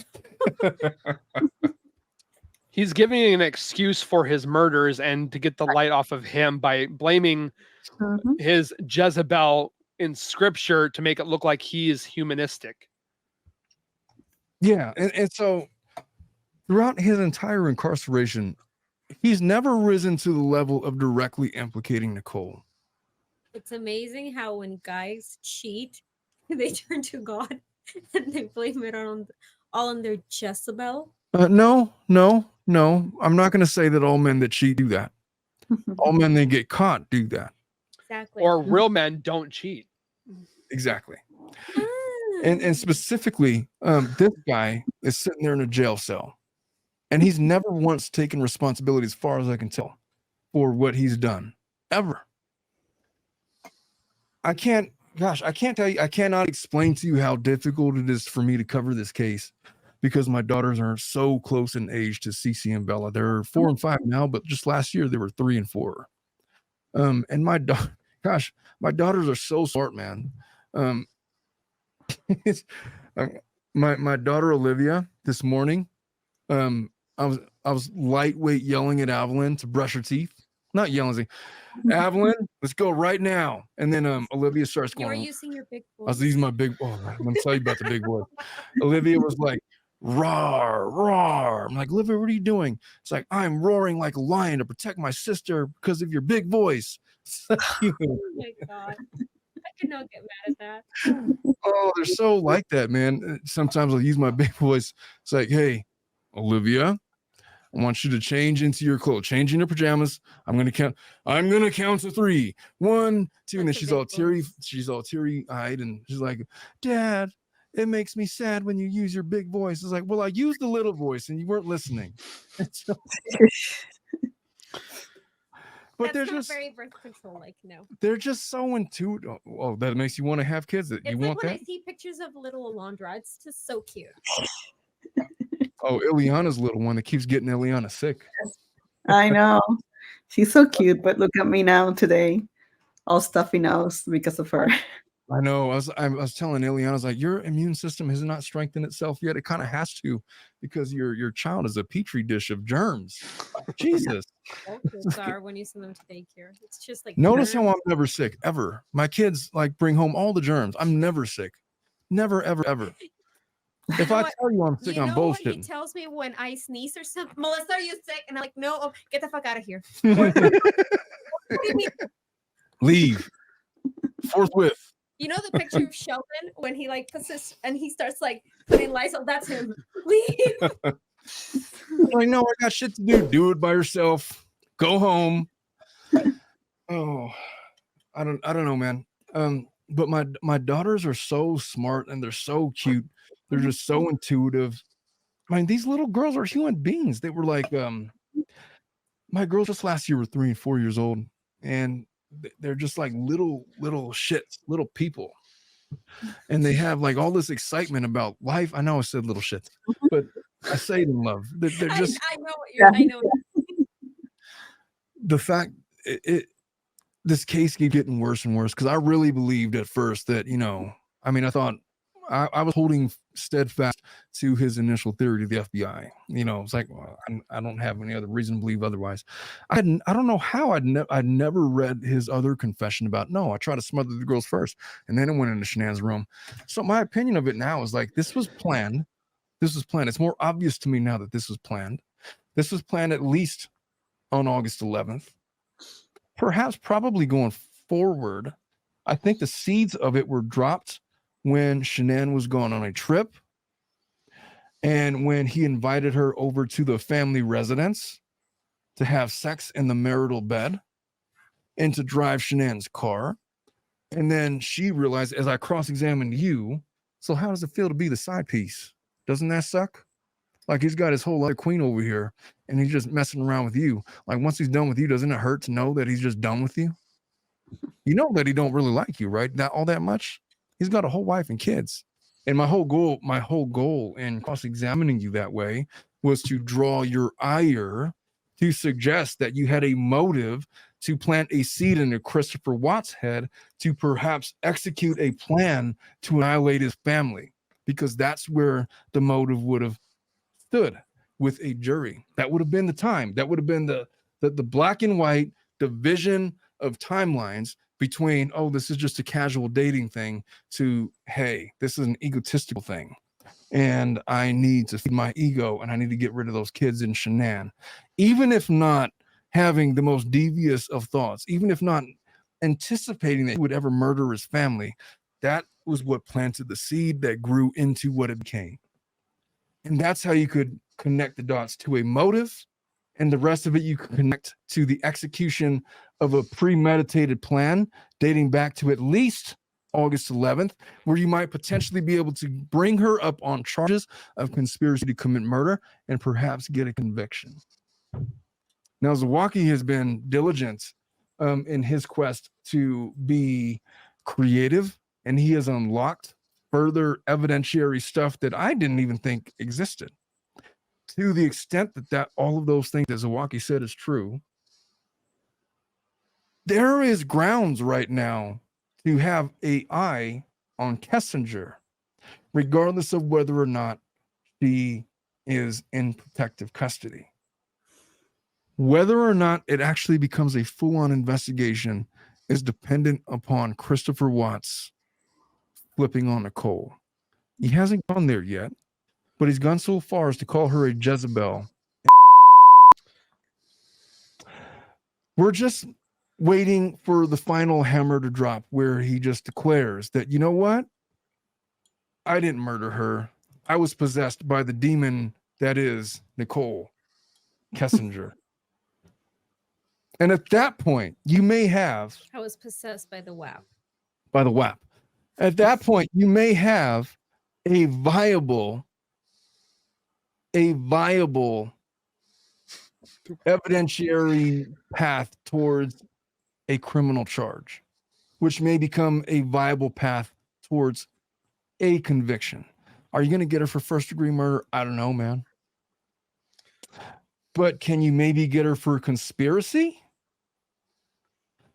That depends on whether or not you believe the seed that was planted back when she visited the Watts residence was tantamount to calling for her murder, as opposed to asking Chris to leave his wife and kids.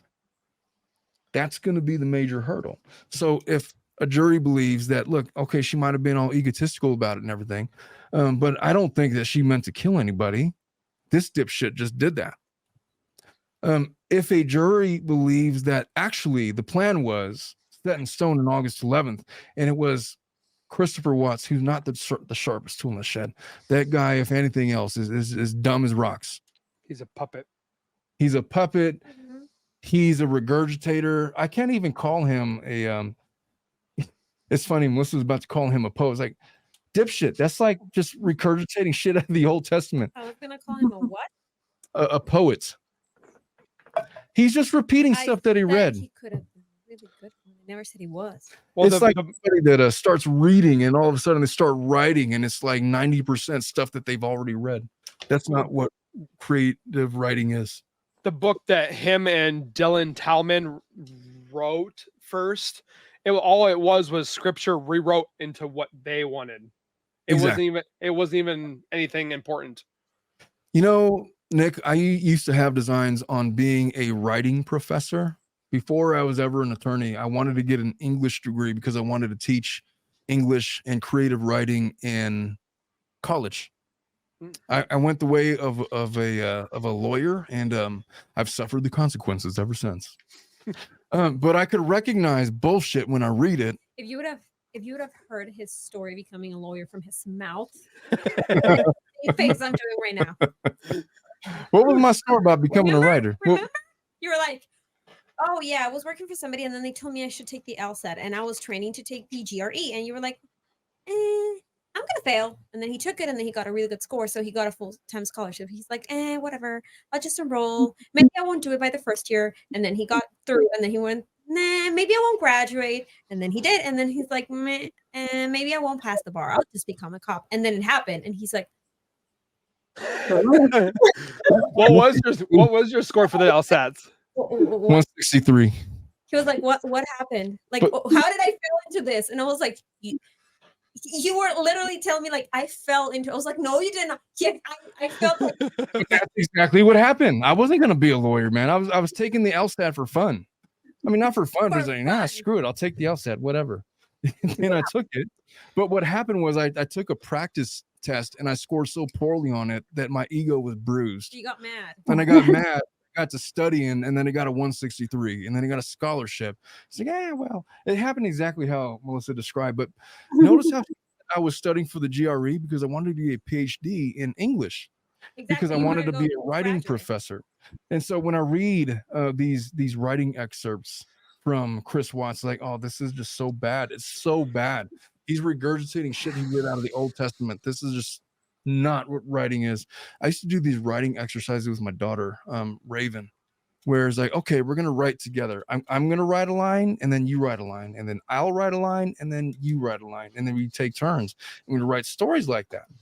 And then sometimes as punishment, it'd be like, okay, you're gonna write me an entire story. I want 300 words about the little girl who lost her parents in the woods and had to find her way out. And then she would do that. But I was cultivating her creative instincts. And it turns out by the time she got to high school, and even now, she is the most creative of writers because we exercise that muscle. So when I read this guy's writing, it's like the same thing as me reading my 6-year-old Raven's writing when she was just learning how to write, when she was piggybacking off of my words and things that I was giving her to read. That's what it reminded me of, a 6-year-old trying to find their way. So why did we go on that rant anyway? My whole point is Chris is full of shit. Chris is full of shit. I don't know if we're there yet, but I think. Is that Sophie? Eliana, is that your dog? No. Sorry, it's my dogs. Oh, it sounds like my wife. My dog literally sits there and watches somebody go by or a squirrel and literally freaks out. Mine's sleeping right now. Are you there? Are you listening to Hey, me? Nick, you know what happened, man? Yesterday I went on live with another guy, Brad the IT guy. He comes on my show often, and then I went into my man cave to go on live because I'd just gotten home. And she's like, "What are you being all secretive about?" It's like, I'm going on live with Brad. Do you want to join? And she was like, and she sounded exactly like your dog, is my point. And I said that, and Melissa was like, her mouth was agape. It's like, did you just say that? I sure did. And I'll stand by it. I'll co-sign it. I'll stamp it. I'll engrave it into wood if you want me to.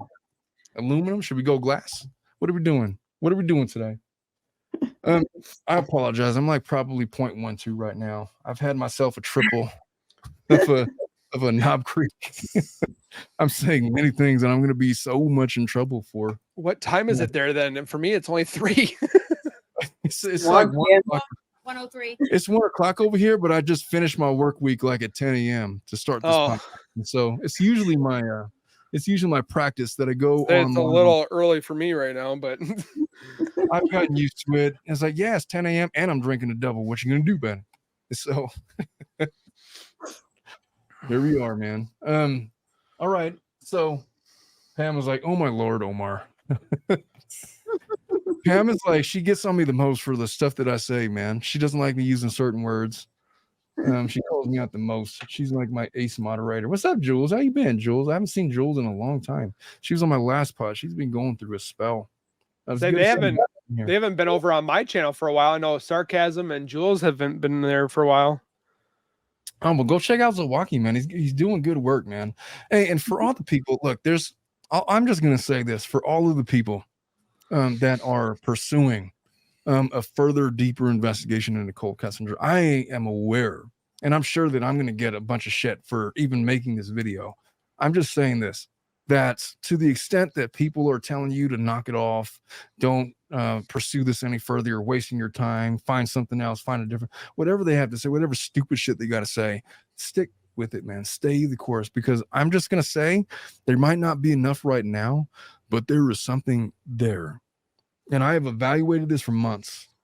And I did a whole mock cross exam with Melissa. There is a line of cross examination that exists. All you need is a few extra facts and you got yourself a case. And so I know that, look, the American public is unsettled with this case. Let's make no mistake about that. It's because of NK. They're unsettled because of an incomplete investigation in which they perceive that Nicole should have been implicated in something nefarious, that she hasn't been, that she's been let off the hook. And that doesn't sit well with a lot of people. And it's because of the evidence that exists out there. And so for people to come in and attack Nick, or to attack Watts, the Obsession, or to attack whatever channel, it's just noise, man. It's just noise. Stay the course, because your hard work may pay off. And the only reason people are still talking about it is because of people directly like Mr. Nick Hughes, who's done a lot of good work over the course of a couple of years in pursuing this case. I've talked to lawyers as well to see if I'm legally doing things wrong, whatever like that. I'm not doing anything wrong. You're not doing anything wrong. You're asking very public questions regarding information that's very public. And the information that you have that isn't public, you haven't divulged. I do think it's funny because I wanted to add this because Melissa's on here right now. People literally came to me and they're like, did Nichol Kessinger get a like plastic surgery? I'm like, what are you talking about? They're like, oh, Nichol Kessinger was on Omar's podcast. I'm like, what are you talking about? And they're like, the woman that was being questioned. I'm like, that's one of his employees, I do believe. And they're like, oh, she played it so well. I thought it was Nicole. Oh my! No, it was not Nicole. It was not. Like, the what Nicole. are you talking about? She doesn't even look like NK. Jesus. She does kind of look like NK, though. She does kind of look like NK. No, I don't. Maybe like a smaller Well, version. what if she takes off the glasses? What does she look like then? I don't know. Take off your glasses. Was I wearing my glasses back then? I don't remember. She kind of looks like NK. Like She could, a little bit. yeah. She's not NK. It's funny. I have a couple of North Carolina. How you doing, Jeff? I'm giving him a shout out. I have a couple of clients from North Carolina. I spent the day with them yesterday because we had a big hearing yesterday, and they got the chance to meet Melissa for the first time. Mm-hmm. And they listened to the show and they were aware of the Nichol Kessinger mock trial examination thing. And so now, when Melissa started, she was just my paralegal. Now when people call, it's like, oh, are you Nicole? Literally. Are you Nichol Kessinger? You're Nicole. I'm like, yes, that's me. Everybody's in chat saying, stop it. NK looks like a dog. This girl is beautiful, Tiffany says. How does what's the exception says she's like a spicy empanada or something? She's some kind of an empanada. Who would want to be called an empanada? They smell. It's when I was on the What's the Obsession show, the comments, they kept on calling her like a spicy empanada, which was gross. It was like gross. Empanadas are great. No. I don't know, man. She's not attractive. I will say this. I've had people in the comments, which I don't know was bullshit or not, but people have said that, hey, Nichol Kessinger is watching you. It's like, well, good. I sure hope so. I'm right here. I ain't going anywhere, bitch. You can't tell me that she has not looked herself up. Oh yeah. Mm-hmm. Yeah. Yes. But I'll tell you what, if she is watching my show, then she should be impressed by the fact that I have looked at all of the evidence. And I've even told you, Nick, that I didn't think there was enough to get her for anything, right? I've told you that, like on multiple occasions. But with this new stuff, I've always told you that she should rue the day where Nick decides that, you know what, it's not fair that I'm sitting here in a jail cell for the rest of my life, and she's off there like starting some life with some new other guy, raising children or whatever, and his jealous impulses may just be enough to get him to flip on Nicole. And to the extent that he flips, because I know that everybody, if he does flip, everybody's gonna think he's biased or whatever, he's just talking shit. But if it connects to actual evidence that is out there that nobody else would have known, other than, you know, it would only make sense if it was actually a thing, then you may have a thread into an actual investigation that might lead to charges, that might lead to a conviction ultimately. And so you just never know, man. You never know. I'm more of that mind than I was the last time I was on your show. The last time I was on your show, I was borderline, Nick, it's never going to happen, man. I don't know what to tell you. It's like, there's no chance. There's no chance. What's she going to do? She's going to just give the big confession to some bartender? She might, but you cued me into some stuff that I didn't even know that. The fact that there was doors opening and closing when everybody's supposed to either be dead or gone is significant. I don't know. I'm pretty sure Dieter's not opening up doors. Yeah, that, and then you have Nick. You have Chris over here, and he is ruminating over this Jezebel harlot who led him astray to execute his entire family. Which, look, women. I'm speaking to women in their 30s and in their 20s. I'm like 43. You got to be careful about red flags with these guys, man. You got to be, if you date an insecure man and you start making, Eliana, you could correct me if I'm wrong. Eliana's like my parent in this. I may go off the rail on this. If you date an insecure man, you are always at risk for something like this to happen. If there's a guy that isn't used to being around attractive women, if you're around a guy that isn't used to getting attention from attractive women, then the first person that smiles at them wryly in the hallway upon passing is going to capture his attention, and he's going to do something nefarious to destroy your relationship. I'm not saying it's going to lead to an outright family annihilation, but it can. And my read of Chris from the very beginning is he was this fat boy that lost weight because he got onto some nutrition plan that was brought about by Shanann's involvement with this company that sold these products, and he started getting himself in shape, and he started getting attention from places he had never experienced it before, and he started getting himself enamored by this extra attention to the point where he was willing to get rid of his wife and kids to figure out where it all went. You cannot date a man like that. You can't marry a man like that. If you date a man like that, you're doing it at your own risk. If you marry a man like that, it's inevitably doomed to failure. If you're going to marry a man, it should be only with the understanding that he's 100% sowed his oats so that he doesn't have that fascination anymore with the unknown. And number two, that he's secure enough in his own manhood to be able to withstand attention from wayward harlots or Jezebels. And that's all I got to say about that. You got anything to add, Nick? I mean, I can't say that I'm in the same mode as Chris because I was a fat boy, went in the military, I wasn't talking about you, Nick. But I got into really good shape in the military, and I had women that would write me and stuff like that, but it takes a person to have a good mental stability too as well. Mm-hmm. And Chris's mental stability was suppressed. It was quiet. It was very alone. And I never thought about murdering people to get rid of them. It's called either separate, divorce. And that was the choice that he chose. Yeah. I can't put my head around it and fathom that was his true last resort. I've heard a lot of people making a lot of excuses for Chris and his actions. It's not the normal response of a well-adjusted man to entertain those thoughts. I'll tell you what, if there was like a Nichol Kessinger like hit me up and was like, hey, let's meet at the Lazy, I say, you. I don't mean to curse, Pam, but I'm just so not interested in, like, I don't have the energy to devote to like get to know another woman, like entertain, like pretend like I'm all like. I was watching this TikTok the other day. It's like these older people that are dating like in their late 30s and 40s. It's like, oh, I'm going on another date. I got to like do all this small talk. It's like, oh, so what do you do for a living? Do you like it? Do you like what you do? Like, what are your goals in life? Like, what's your, whatever. And they're going through this. I don't have the patience or the wherewithal, the energy to entertain conversations like that.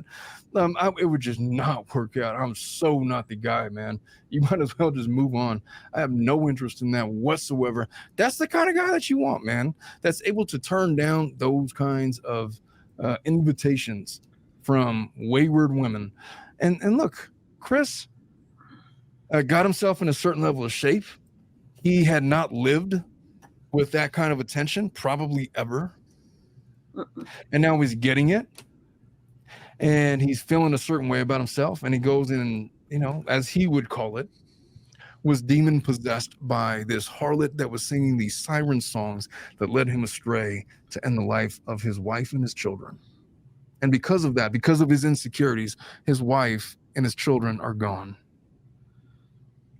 But he acted like Shanann was such a monster and an abuser mentally, physically, and all that stuff. And he actually painted it that way. Shanann was such a good partner. I mean, even if she was, okay, let's just say that she was materialistic and she wanted like better things in life. Okay, she was also working towards it. And she's allowed to have that.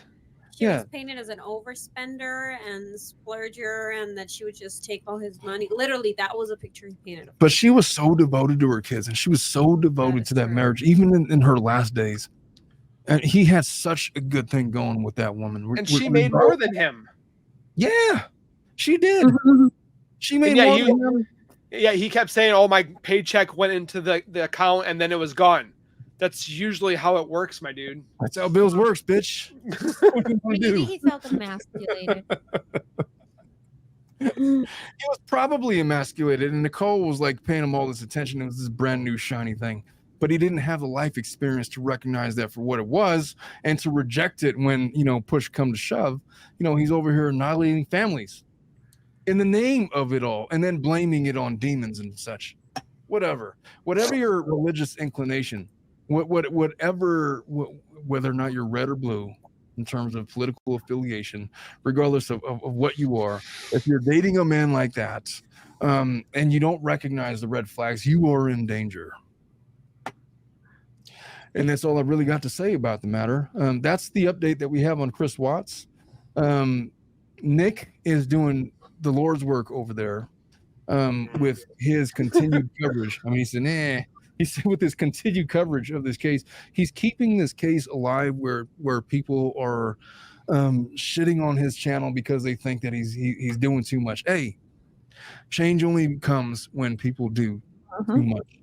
And so to that regard, I caught a video of Nick's where, he was down in the dumps because of things he was getting. And I wanted to let him know that, hey, man, don't let those effing people, get you down.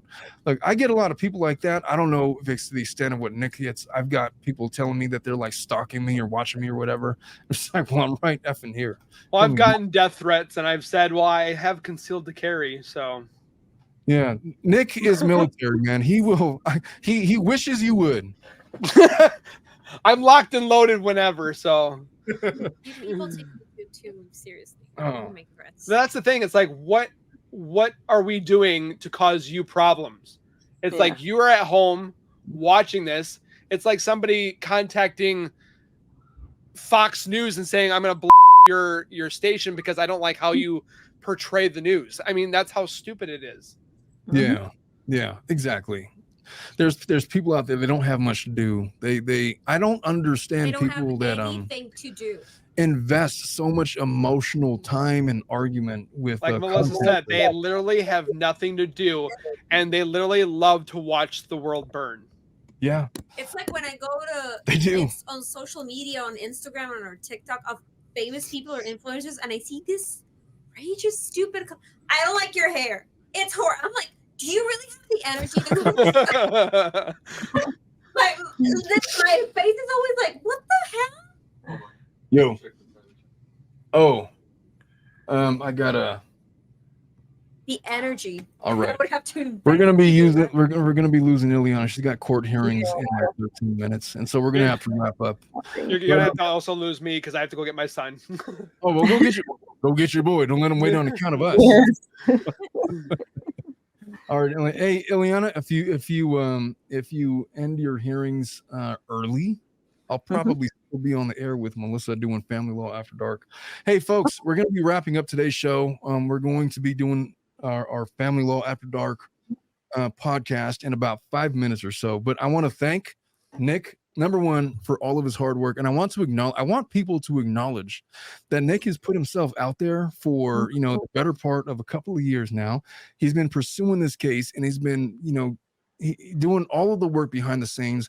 All he's looking for and all he's asking for is justice, and for anybody to attack him, Jesus Christ, you're attacking us all. And I stand behind Nick, and I appreciate what he's doing. And I want Nick, I don't ever want you to stop what you're doing. I want you to remain steadfast in what you do. I have your back no matter what. You'll always have my support, and we could talk and do another show whenever you want, whenever new evidence comes out. And if you haven't done so already, go check out Zowoki's show and some of the good work that he's done on this case. Go and visit and subscribe to his channel. I think he's like at 55,000. I don't know. He's on his way. We're almost about to hit 60. Yeah, he's doing big things over there and growing. So go visit him. Hey Nick, thank you so much for joining us for this. I didn't expect you to come. I was like, I didn't want to ask. I didn't want to be last minute. I just got home from work and was looking at what I'm going to be making for the day, and I saw that you were on. I'm like, oh, I'll give it a watch. And you're like, hey, join in. I'm like, okay. Like, hell yeah.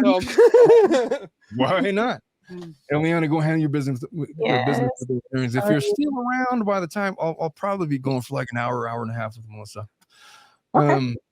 Hey folks, go head over to our Family Law After Dark live stream. I'm going to be doing it in about 5 minutes. If you don't know where to find it, just go to our channel. It's upcoming, and we're going to start it shortly. Eliana, just text me or just join. I sent you a link whenever you're ready. Yeah.